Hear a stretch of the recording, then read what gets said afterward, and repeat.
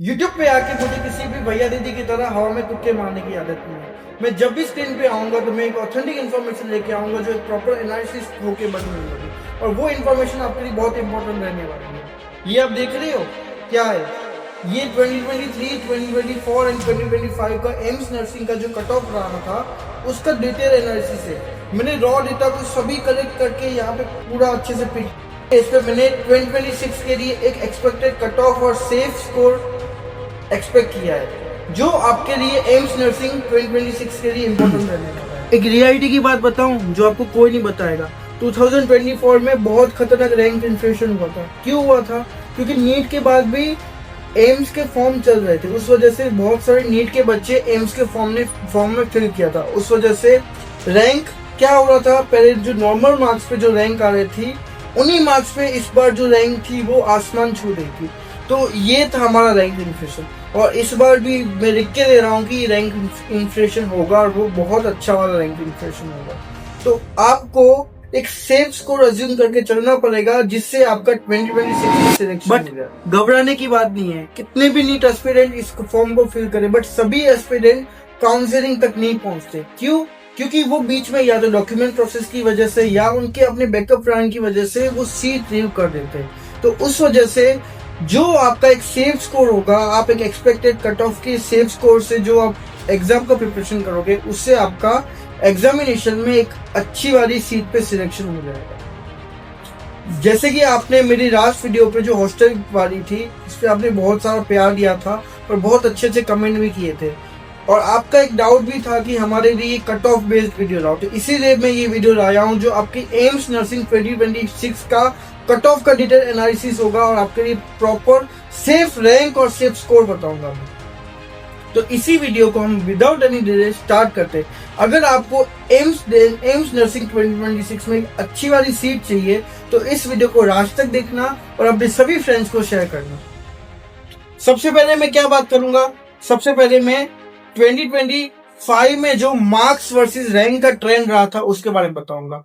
AIR 1 पे 92.33 marks थे, AIR 6 पे 87.66 मार्क्स थे, AIR 71 पे 83 मार्क्स थे, AIR 185 पे 81 मार्क्स थे, AIR 440 पे 79 मार्क्स थे, AIR 611 पे 78 मार्क्स थे, AIR 729 पे 77 मार्क्स थे एंड AIR 1000 पे 76 मार्क्स थे। टोटल 26,000 स्टूडेंट्स ने अप्लाई किया था। सॉरी, टोटल 26,000 स्टूडेंट्स क्वालिफाई हुए थे और नियरली अबाउट 1 लाख स्टूडेंट्स ने एम्स नर्सिंग 2025 का फॉर्म अप्लाई किया था। तो आप समझ पा रहे होंगे कि जो काउंट पहले कम हुआ करता था अब वो बहुत बढ़ रहा है।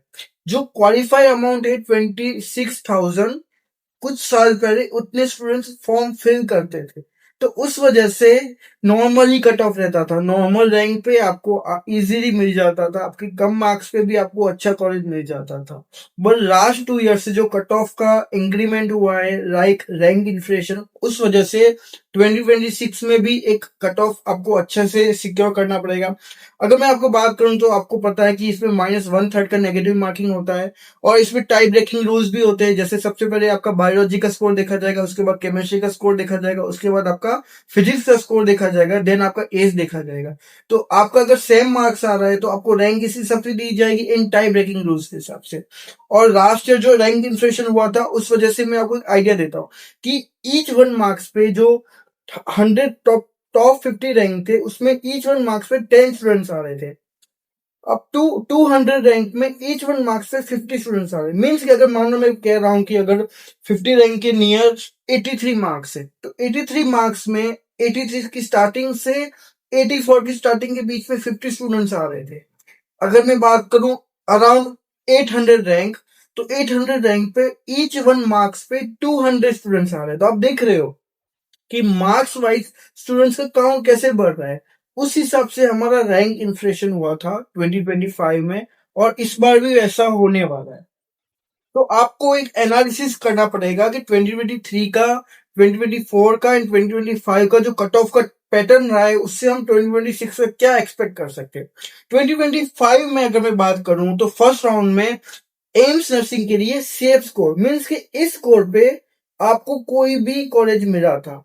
मैं ये नहीं कह रहा कि आपको एम्स में मिला था, लास्ट सीट जो कॉलेज में मिला था फर्स्ट राउंड में अनरिजर्व के लिए वो रैंक था 14,045 जो मार्क्स था 75। ईडब्ल्यूएस के लिए था 3,236 जो मार्क्स था 70। ओबीसी के लिए था 2,726 जो मार्क्स था 71।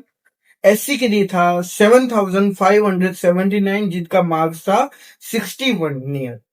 मैंने इसका 2023 का 2024 का भी एनालिसिस किया, फिर मैंने लास्ट ईयर के ओपन राउंड का भी रैंक एंड मार्क्स देखा, जिस लास्ट मार्क्स पे और रैंक पे लास्ट सीट मिला था नर्सिंग।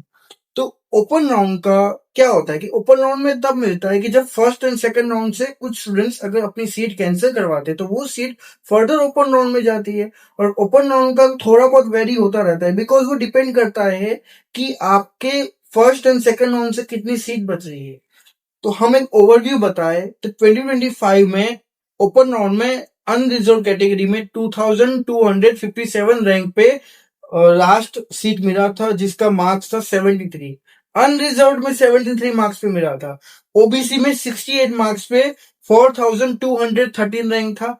ईडब्ल्यूएस में 67 मार्क्स पे 4681 रैंक था। एससी में 55 मार्क्स पे 11,590 मार्क्स था। और एसटी में 42 मार्क्स पे 23,462 मार्क्स था। तो आप समझ लो कि टोटल 26,000 एलिजिबल हुए थे लास्ट ईयर, उसमें एसटी का जो लास्ट रैंक था वो था 23,462। तो ये हमारा मार्क्स एंड रैंक था ओपन राउंड का, जो एवरी ईयर चेंज होता रहता है। जैसे 23 और 24 के ओपन राउंड के रैंक के और 25 के बीच में बहुत डिफरेंस है। डिपेंड किस पे करता है, कैंडिडेट कितने हैं, रैंक इन्फ्लेशन है और उस साल सीट कितनी इंक्रीज हुई है। जैसे 23 के कंपेयर में 24 में सीट्स ज्यादा थी, 24 के से ज्यादा 25 में भी थी। अब हम इसी बेस पे पूरा कुछ फैक्टर्स को एनालिसिस करके हमने कुछ स्कोर एक्सपेक्ट किया है, वो हम आपको बताते हैं कि अगर आपको 2026 में आपकी कैटेगरी के हिसाब से लास्ट राउंड तक अगर आपको सीट चाहिए तो आपको कितना स्कोर आना पड़ेगा। अनरिजर्व के लिए आपको 75 से 80 के अराउंड, आप समझ पा रहे हो मैं आपको रेंज दे रहा हूं, 75 से 80 के अराउंड 100 में से मार्क्स लाने पड़ेंगे। ओबीसी के लिए आपको लाना पड़ेगा 70 प्लस, मिनिमम 70 लाना पड़ेगा आपको। ईडब्ल्यूएस के लिए भी नियरली अबाउट 70, एससी के लिए 60 और एसटी के लिए 50 से 55। तो ये आपका एक एक्सपेक्टेड स्कोर रहने वाला है अगर आपको किसी एम्स में सीट चाहिए। ये हमारा लास्ट रैंक था किसी भी एम्स के लिए। वैसे ही मैं आपको टॉप एम्स का एनालिसिस दूंगा। मैंने टॉप 5 एम्स चुने जिसमें मैंने first round and second round का एनालिसिस किया कि उनमें सभी कैटेगरी के लिए क्या क्या लास्ट रैंक थी और क्या क्या स्कोर था। उसी बेस पे मैंने, अगर आपको 2026 में एम्स दिल्ली में या एम्स ऋषिकेश में, जोधपुर में या भुवनेश्वर में आना है तो आपको कितना स्कोर एक्सपेक्ट करना चाहिए, ये चीज बहुत डिटेल एनालिसिस से मिलती है। ऐसे नहीं कि मैंने ऐसे रैंडम स्कोर देखा, नहीं, ये स्कोर आप देखोगे जब आपका काउंसलिंग के बाद जब आपका रिजल्ट आएगा तो मोस्ट प्रोबेबल ये उनके नियर ही होगा। और ये रेंज मैंने आपको एनालिसिस करके बताई है। जैसे एम्स दिल्ली की बात करें तो लास्ट ईयर जो अनरिजर्व में सेकंड राउंड में लास्ट रैंक थी 166, 81 मार्क्स पे। तो इस साल वो एक्सपेक्ट हो सकती है कि 85 टू 90 मार्क्स आपको चाहिए अगर एम्स दिल्ली आना है तो अनरिजर्व के लिए। एम्स दिल्ली के लिए, ईडब्ल्यूएस के लिए आपको 80 टू 85 चाहिए इस बार। एससी के लिए आपको चाहिए 75 प्लस। ओबीसी के लिए चाहिए आपको 85 नियर और एसटी के लिए चाहिए आपको 65 प्लस एम्स दिल्ली के लिए, बीएससी नर्सिंग के लिए। बात करें एम्स ऋषिकेश की जो भी एक टॉप एम्स माना जाता है, वहां पे अनरिजर्व के लिए आपको नियरली अबाउट 80 प्लस चाहिए। ईडब्ल्यूएस के लिए आपको 78 चाहिए। ओबीसी के लिए आपको 75 टू 80 के बीच में चाहिए। एससी के लिए आपको 70 चाहिए और एसटी के लिए आपको 62 के नियर। तो ये स्कोर हमारा एक लास्ट स्कोर, इससे ऊपर चाहिएगा आपको, इससे नीचे आप। बात करते हैं एम्स ऋषिकेश की। एम्स ऋषिकेश के लिए आपको अनरिजर्व में नियरली अबाउट 80 प्लस एक्सपेक्ट करना पड़ेगा अगर आपको एमसीसी केस में बीएससी नर्सिंग के लिए जाना है। ईडब्ल्यूएस के लिए आपको 78 नियर एक्सपेक्ट करना पड़ेगा। ओबीसी के लिए 75 टू 80 मार्क्स, एससी के लिए 70 मार्क्स एंड एसटी के लिए 62। एम्स जोधपुर के लिए बात करें तो आपको 80 प्लस एक्सपेक्ट करना पड़ेगा 2026 के लिए। ईडब्ल्यूएस के लिए आपको 78 एक्सपेक्ट करना पड़ेगा, ओबीसी के लिए 80 प्लस, एससी के लिए 70 एंड एसटी के लिए 62। वैसे ऐसे ही बात करें टॉप एम्स लाइक भुवनेश्वर, जहां पे यूआर के लिए आपको 2026 में 80 के अराउंड एक्सपेक्ट करना होगा। ईडब्ल्यूएस के लिए 75 के अराउंड मार्क्स एक्सपेक्ट करना होगा। ओबीसी के लिए 75 टू 80, एससी के लिए 65 प्लस, एसटी के लिए 60 मार्क्स। वैसे ही बात करें एम्स नागपुर की, एम्स नागपुर के लिए आपको 2026 में नियरली अबाउट 78 मार्क्स लाने होंगे। ईडब्ल्यूएस यूआर के लिए 78, ईडब्ल्यूएस के लिए 70 प्लस, ओबीसी के लिए 70, एससी के लिए 65 और एसटी के लिए 55। ये मार्क्स मैंने प्रीवियस 3 ईयर का एनालिसिस करके, रैंक का चेंज एनालिसिस करके और एवरी ईयर कितना सीट इंक्रीज हुआ उस हिसाब से बताया। देखो एक चीज समझो आप, काउंसलिंग में लास्ट रैंक किस पे डिपेंड करता है? सबसे फर्स्ट फैक्टर होता है कि अच्छी रैंक आने के बावजूद भी बहुत लोग अपने नजदीकी एम्स में जाना पसंद करते हैं। तो उस वजह से अगर मान लो कोई AIR 1 है, वो एम्स दिल्ली नहीं आ रहा बट वो अपने नजदीकी एम्स में जा रहा है, तो वो चीज मैटर करती है। दूसरी चीज क्या होती है कि वहां पे कितनी सीट इंक्रीज हो रही है हर साल।